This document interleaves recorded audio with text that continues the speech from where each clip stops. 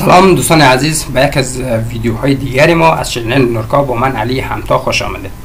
در این ویدیو قصد داریم به شما دوستان عزیز طریقه اپلای کردن برای ویزای بشردوستانه برزیل را از سفارت برزیل در دوحه قطر و همچنان امارات متحده عربی به شما آموزش بدهم.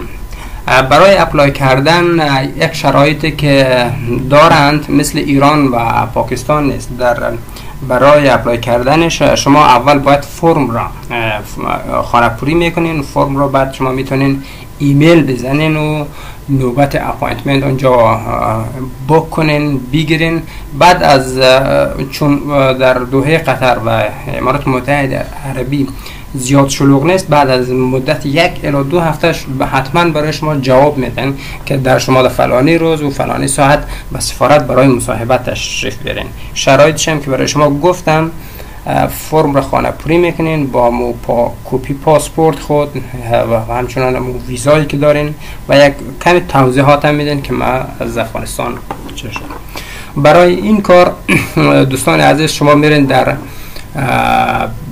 سایت سفارت برزیل در دوحه قطر که این هم وبسایتش شما قسمی که در اسکرین کامپیوتر ما میبینین. این وبسایت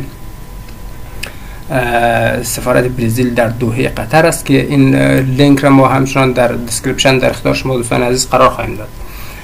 بعد وقتی که شما اینجا رفتین، این وبسایت سفارت برزیل در دوحه قطر است. میاین در اینجا یک ایمیل است نوشته است to apply for visa sent by email to counselor.doha@.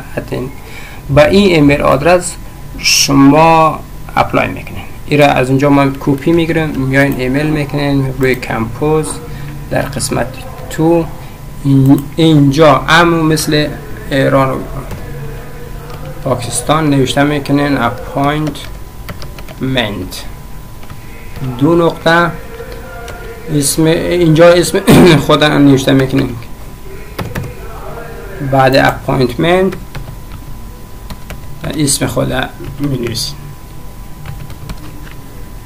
در اینجا کمی توضیحات هم باید بدین درباره خود که مثلا در تاریخ شما وارد دوحه قطر شدن یا امارات شدن.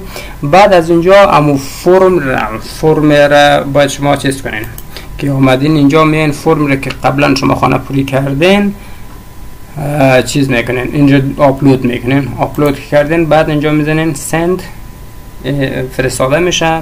بعد از مدت برای شما جواب خواهد داد، حتما جواب میده. و دیگه دوستان عزیز این بود از طریقه ایمیل کردن برای ویزای بشردوستانه در دوحه. و دیگه می‌بینیم برای امارات متحده عربی هم به همین شکل است. تنها این وبسایت سفارت برزیل در امارات متحده عرب است. شما که اینجا آمدین در این قسمت شما می‌بینین که این ایمیل آدرس مشخص شده برای ویزای بشردوستانه، برای ویزای بشردوستانه و هر ویزای دیگه. شما این ایمیل آدرس از اینجا میگیرین کپی. بعد در اینجا که آمدین در قسمت 2 اینجا پیست میکنین و مثل همه دوحه قطر وارد به همین شکل اسناد خود را آپلود کنین و کمی معلومات هم درباره خود بدین. انشاءالله بعد از 1 الی 2 هفته برای شما جواب خواهد داد. شرط اصلیشان اینه که شما با ویزای قانونی وارد امارات شده باشین، در غیر صورت برای شما جواب نمیده.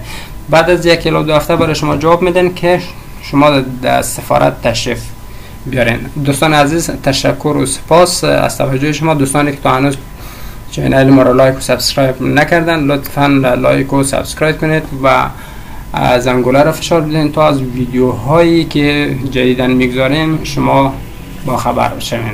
تشکر و سپاس.